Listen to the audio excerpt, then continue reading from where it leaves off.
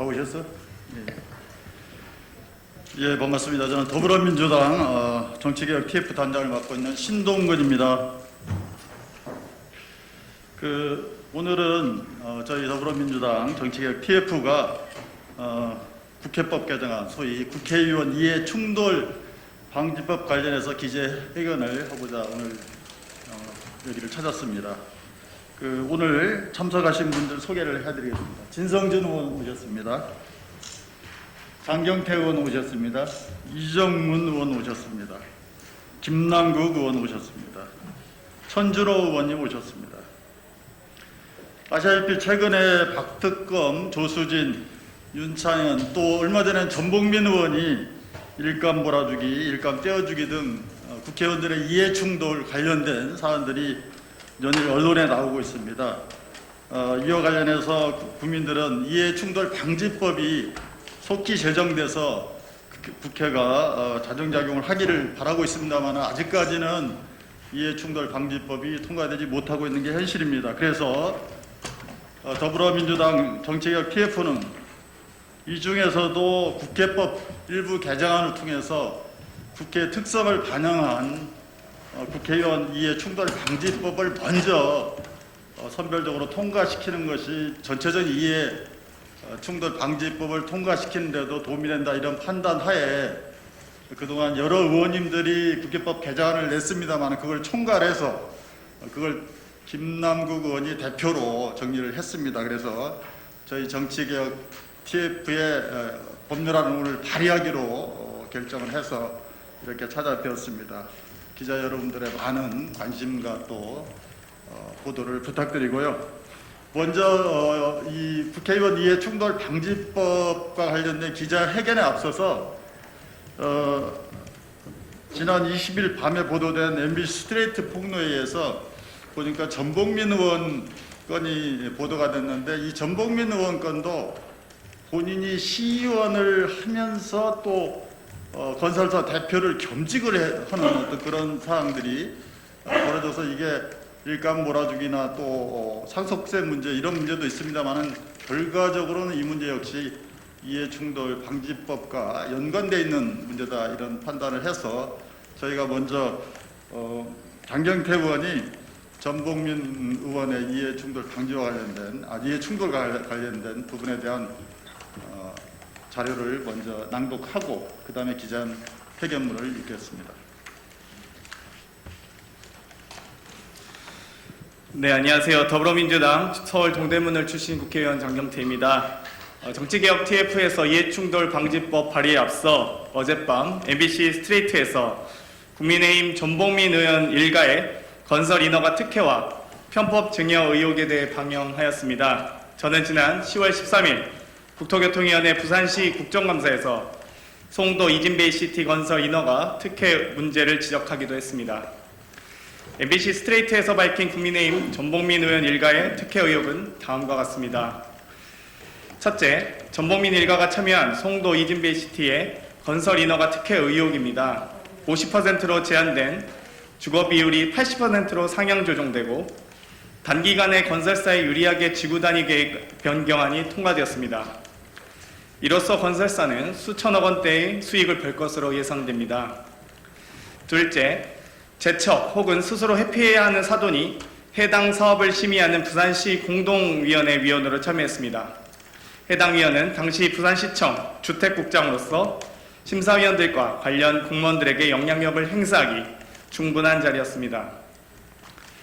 셋째, 전복민 의원의 아버지인 정광수 회장과 동양인 부산시 기후환경국장이 해당 사업의 환경영향평가위원장으로 참여했습니다. 더욱이 기후환경국장은 퇴직 이후 취업 제한에도 불구하고 해당 회사 건설사의 부회장으로 불리며 회사를 출입하고 있었습니다. 넷째, 전복민 의원 삼형제는 아버지 정광수 회장으로부터 편법 증여를 받았다는 의혹이 있습니다. 아버지 회사로부터 아들들의 회사로 일감 몰아주기, 일감 떼어주기를 통해 또 증여세는 제대로 내셨는지 궁금하고요. 부의 승계가 이루어진 것으로 보여집니다. 다섯째, 전복민 의원 본인도 시의원 당시 건설사에 임원을 하면서 이해충돌의 소지가 있는 상임위에서 활동을 하였습니다. 2008년부터 2년간 지구 단위계 변경과 용도 변경을 관장하는 부산시의회 해양도시위원회 위원으로 활동하면서 건설사 사내이사도 겸했던 것입니다. 끝으로 이 모든 사실을 무마하고자 전범민 의원의 아버지는 기자에게 3천만 원 뇌물로 보도 무마를 청탁하는 발언이 있었습니다. 스스로가 본인의 죄를 시인한 꼴이 아닐 수 없습니다. 이러한 전범민 의원 일가의 특혜 의혹에 대해 국민의힘이 공당으로서 책임있는 조사와 합당한 조치를 즉각 취하고 더 나아가 관계 당국의 즉각적인 수사를 촉구하는 바입니다. 이상입니다. 예, 아시다시피 우리 민주당은 이상직 의원, 김홍걸 의원 등 우리 당내 소위 여러 가지 논란과 또 우리를 일으켰던 의원들에 대해서는 강력하면서도 신속한 조치들을 했음에도 불구하고 조수진 의원, 박특검 의원은 물론 본인 스스로 탈당을 했습니다만은 여타 의원들에 대해서 거의 무시하는 그런 행태를 보이고 있다는 부분에 대해서도 저희가 다시 한번 지적하고요. 그러면 국회의원 이해충돌 방지법 관련해서 기자회견 자료를 우리 천준호 의원, 김남국 의원, 이정문 의원 이 세 분이 낭독하도록 하겠습니다. 네, 서울 강북구 갑 출신의 천준호 의원입니다. 더불어민주당 정치개혁 TF에서 준비한 국회법 일부 개정 법률안, 일명 국회의원 이해충돌 방지법 발의와 관련된 기자회견문을 낭독하겠습니다. 국회의원 이해충돌 논란은 비단 최근의 문제가 아니었습니다. 오랜 기간 지속되어 왔으나 정작 국회에서 제대로 논의조차 하지 못했습니다. 국회는 이번 정기국회를 통해 권력기관 개혁을 위한 입법적, 제도적 틀을 마련하는 성과를 냈습니다. 국가의 권력기관이 국민으로부터 신뢰받는 기관으로 발돋움하고 국민을 위해 일할 수 있도록 하기 위함이었습니다. 국회도 예외는 아닙니다. 이에 더불어민주당 정치개혁 TF는 국회의원들의 이해충돌 논란을 해소하여 국민을 위해 일하는 국회, 국민으로부터 신뢰받는 국회로 나아가기 위해 국회법 일부 개정 법률안, 일명 국회의원 이해충돌 방지법을 발의하게 되었습니다. 이번 개정안은 정치개혁 TF에서 20대 국회부터 21대 국회까지 발의된 이해충돌 방지를 위한 법안을 전체적으로 검토하고 이중 목적 달성을 위해서 반드시 필요하다고 생각되는 내용들을 선정하여 이번 개정 법률안을 만들게 되었습니다. 21대 국회는 반드시 국회의원 이해충돌 방지법을 통과시켜야 합니다. 국민의 국회, 국민을 위한 국회는 특정 정당의 문제가 아닙니다. 여야는 형식적인 논의에서 벗어나 법안 통과를 위한 실질적인 논의에 참여해야 합니다. 또한 법안을 조속히 통과시켜 입법 공백으로 인한 문제가 발생하지 않도록 최선의 노력을 다해야 합니다. 헌법에 명시되어 있듯 국회의원은 국가 이익을 우선하여 양심에 따라 직무를 수행하여야 합니다. 국회의원은 사적 이익을 추구하는 행위에 대해 도덕적 책임을 넘어 법적 책임을 져야 합니다. 이번 개정안 발의를 통해서 국회가 국민의 신뢰를 회복하는 계기가 되기를 바랍니다.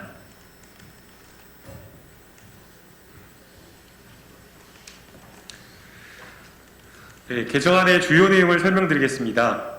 첫째, 상무위원회 직무 관련 영리행위를 금지를 규정하고 있는 현행 국회법 제40조의 1을 개정해서 상임위원이 해당 상임위원회의 직무와 관련된 영리행위를 하거나 사적 이익 추구 행위 등을 구체적으로 규정했습니다. 그리고 이를 위반한 경우 징계할 수 있도록 했습니다. 둘째, 상임위원회 결격 사유를 구체적으로 규정하고 이 국회의장이 상임위원을 선임할 때 결격 사유에 해당하는지를 파악할 수 있도록 윤리심사자문위원회에서 이해충돌 관련 사항을 심사하여 의장에게 통보하도록 하는 절차를 마련했습니다. 셋째, 박덕흠 의원의 경우처럼 주식 백지 신탁 계약을 체결하였더라도 오랫동안 처분되지 않은 채로 상임위 활동을 계속 이어나간다면 공직자윤리법의 입법 취지가 몰각될 우려가 있는 만큼 상임위원이 공직자윤리법에 따라 주식 백지 신탁 계약을 체결하였음에도 처음 신탁된 주식이 6개월 이상 처분되지 아니한 경우에는 해당 의원에게 소속 상임위원회의 변경을 요청하도록 의무를 부과하고 의장은 이에 따라 해당 의원의 상임위원회를 개선하도록 하였습니다. 넷째, 안건심사 시 위원의 제척 회피 제도를 신설해서 현행 국회 규칙인 국회의원 윤리실천 규범에 규정된 의원의 직무회피 의무를 법률에 명시했습니다. 이 제척 사유에 해당하는지는 이 위원회의 의결로 결정하고 해당 의원에게 회피 의무를 부과하였습니다.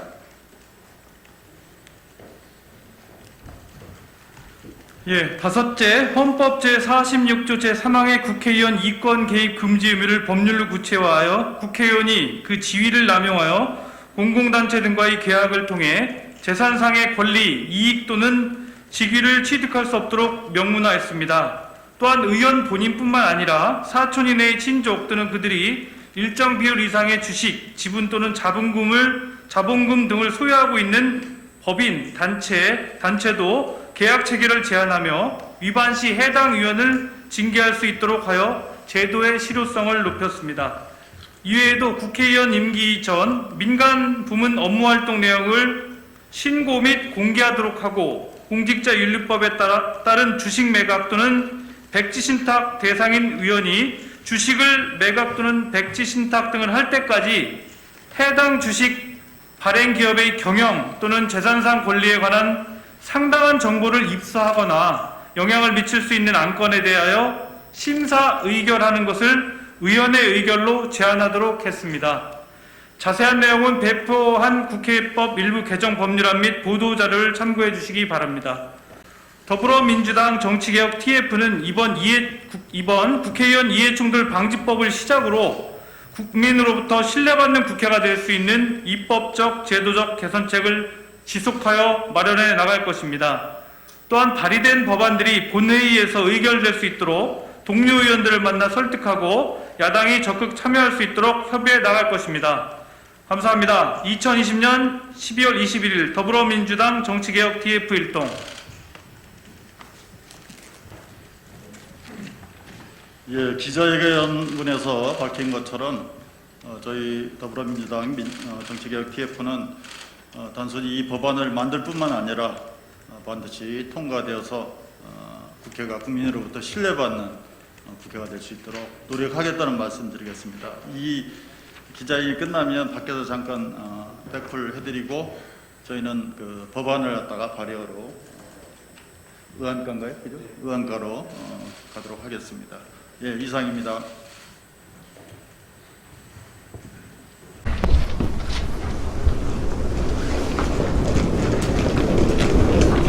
타임 스케줄 좀 나왔나요? 뭐 언제까지 통과시키겠다고 하는 거.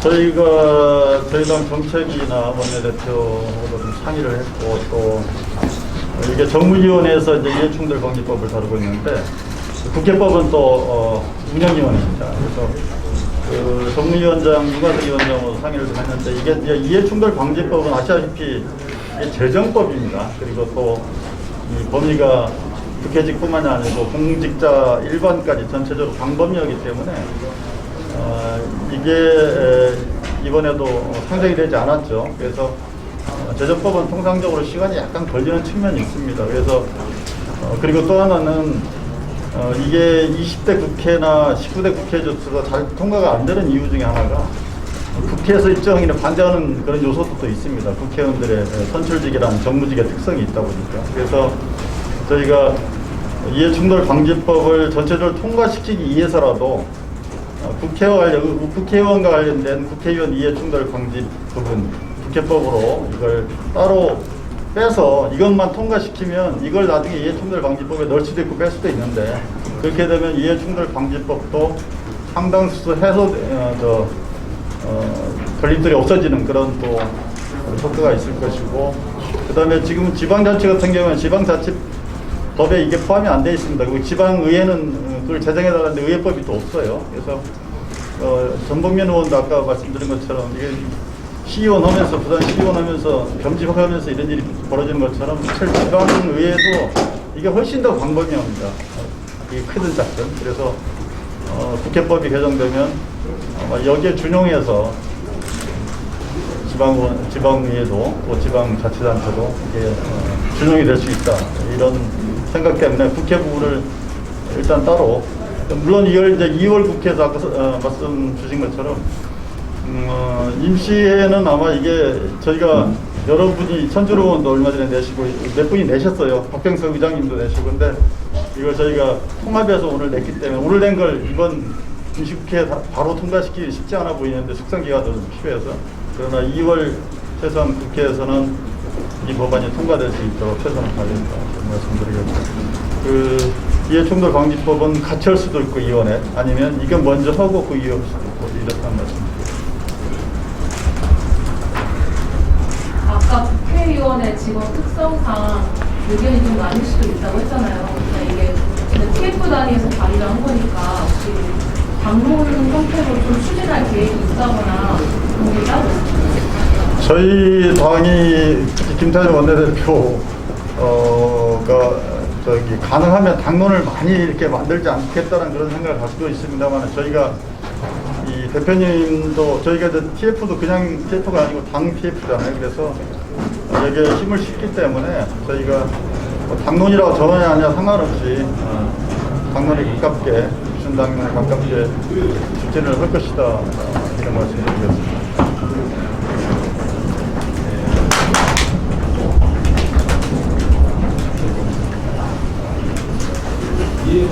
또 혹시 뭐 궁금하신 사항?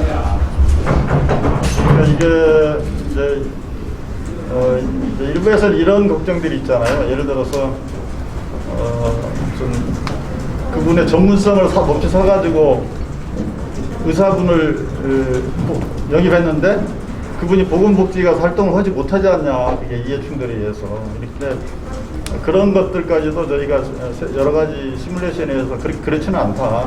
그러니까 그 직전에 직접적인 재정적 이해충돌이 없다면 당연히 그분은 거기서 활동을 할 수 있고 다만 이제 뭐 의사의 이해와 관련된 어떤 법안의 부분이라든지 그런 부분이 있을 때는 그 안건과 관련해서만 깊이 하게끔 되어 있다. 이렇게 저희가 현실적인 부분까지도 고려하고 검토했다는 말씀입니다. 네. 다음번 플랜 때 지방자치위원들도 이제 포함이 되게끔 하는 것도 다 염두에 두시고 있는 저희가 저희 당의 참 좋은 지방정부 위원장이 홍영표 위원장님이신데 이번에 이제 지방자치법 전면 개정을 했잖아요. 그러면서 특례시라든지 이런 게 됐는데 이번에는 그 문제까지는 이해충돌 문제까지는 포괄시키지 못했는데 아무래도 뭐 국회의원부터 먼저 모범을 보이고 그 이후에 그것에 준용해서 지방자치까지 확산시키는 걸로 가자 뭐 그런 정도는 얘기를 좀 했습니다. 우리 이제 국민의원